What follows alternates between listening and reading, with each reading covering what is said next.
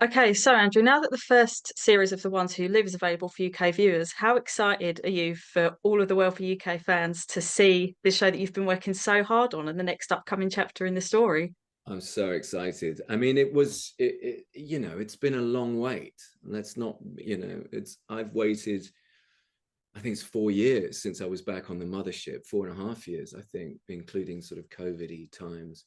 But yeah, Danai, myself, and Scott were sort of building this idea that sort of has been percolating for many years, of how we reunite these lovers, and also tell a bigger story about what the grown-ups have been up to while we've been trying to survive in Atlanta, Georgia. So there were lots of exciting aspects to this show that we really couldn't wait for the British public to see, certainly. And I know that there has been a little bit of a delay between US transmission and this, and I've had lots of people come up to me in the street going, excuse me, could, could we could we get the show over here, please? So Yeah, finally, absolutely. I'm thrilled that it's over here. Yeah.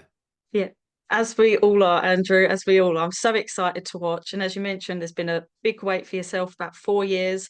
So when you initially found out about The Ones Who Live become the series, were you skeptical about the journey that Rick was going to take, or did you have full faith that the arc would continue to develop Rick, especially as the love story between him and Michonne has been developing and continues to over so many years? Yeah, it's a good question. I mean, look, every season that I've done in The Walking Dead, there's always been, either Scott or whomever was sort of the architect of that series would say, this is where we want Rick to be, this is where we want him to go, and this is where we want him to finish, And the big fortunate, sort of the greatest, and the reason I kept returning to it was because they kept pulling and pushing and bending and stretching this character into so many sort of emotional contortions. And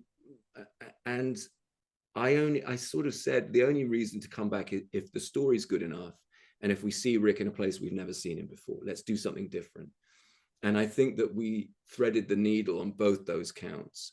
And also we wanted to tell hopefully a bigger story, a more epic, sort of grander scale to what we've been used to, much more about civilization, about a bigger world, and a potential restart of humanity. So there were lots of grand themes, but essentially what it is a love story. It's about, can these people be are they the same people after all this time and space apart? And, is Rick the same person? Is Michonne the same person? And can potentially they heal one another through their love and be the people they once were? Yeah, that's a really interesting thing for you to mention because I felt that from watching the trailer, we see Rick emerge as a slightly darker character from the sheriff we seen in season 1. So it seems like he's changed. Obviously, we'll have to wait and watch the series to find out. But do you think that Rick being in that slightly darker place potentially is going to cause a problem between him and Michonne? Was it interesting, as you said, to be an emotional contortionist and to change? Well, I think we wanted to, of course, the reunion is, it's the idea. I think what we try to work on is the idea that it's a time and tested thing. Will the redemptive power of love?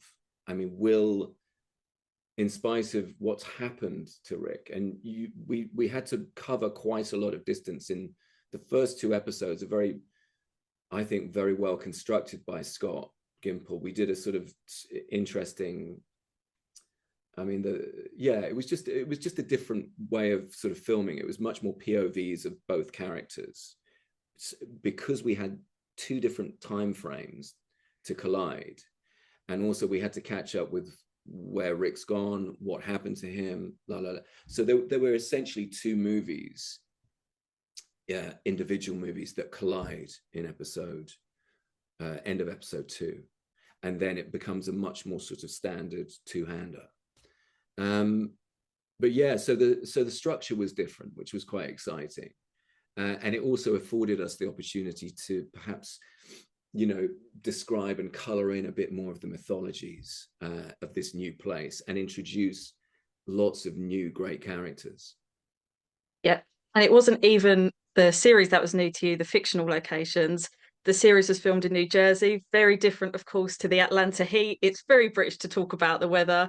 Georgia was super hot. New Jersey was super cold. You even mentioned at one point it started snowing and a single tear emerged from your face. Where would be the ideal place for you if the story was continued that you think you could see the story going, or potentially a different Walking Dead spin-off? I mean, I'd love to go to Hawaii. It'd be great to be there because I mean, Yeah. that would be my dream. Yeah, surfs up zombie style. But Yeah. you know, I think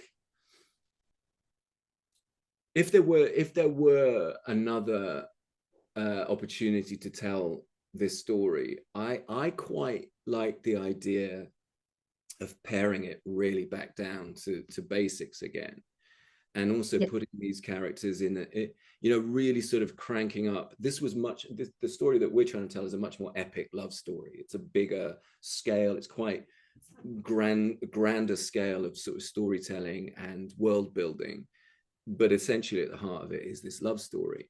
But what I would like to do is, if I was to direct it or something, would be to remember the scene when he lights the match going down the stairs when he's in the hospital, when Rick wakes up, and it's Yeah. terrifying and it's dark, and all he has is that match and it keeps going out, and he's hearing these noises and he's very disorientated.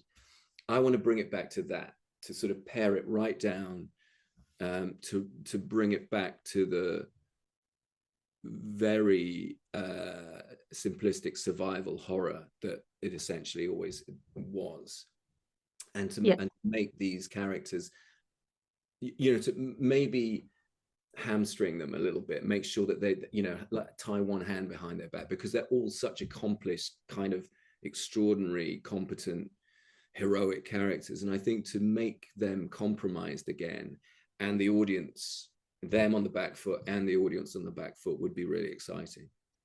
Yeah. That's much like season 9 of the Mothership show, where it essentially became a Western at one point. They really had to strip everything back to basics and completely rebuild this world. It's Yeah, very similar in a sense. yeah. And speaking of relationships on screen, also off screen, the cast are really tight. It's great to see friendships emerge. I have to ask about this prank battle. Of course, in the Mothership, yourself and Norman Reedus had one going. Danai shared with fans online that you played a prank on her of you and PA Mahoney in full velour and left pictures all over her trailer. I have to ask, what was the inspiration behind that? And Danai did say she would retaliate. Was there any retaliation on set? There was a retaliation. She was well, basically what it was is because we were in New Jersey, and there was a Mahoney, who was one of my favorite human beings, is a local, and he said that he called me Cuz, because they all call each other Cuz, and so we dressed up. He said, "Come on, you've got to get the velour on. You've got to get the Sopranos look going on, soprano." So we did, and we did this whole thing, and we had a sort of Sopranos day on set. Yeah. And I thought I was building my new character for my new spin-off. Hawaii. Well, it was probably Dicky Doo Dah Grimes. It was probably Yeah. Doo Dah reboot. But anyway, I was sort of wearing all of that, and then so I just thought, and I plastered it all around in her trailer, and then she waited. She's really good tonight. She waited, and then I don't know what she was doing, but she put these microphones in my in my dressing room, and there were weird laughing noises, like really quite scary. And we were doing a night Oh. shoot. Yeah, and it was her laughter, or just weird laughter, and I didn't know what was going on. And she had a camera in there filming me.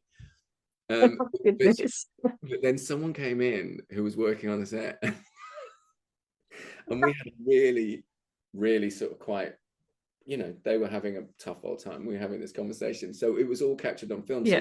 she couldn't post any of it because it was. Oh no. We were having a real heart to heart. So she was a bit thwarted that she couldn't actually pay back fully online. Oh my goodness. Well, I'm glad she had an attempt at I least. know. Don't worry about it. It's always going on.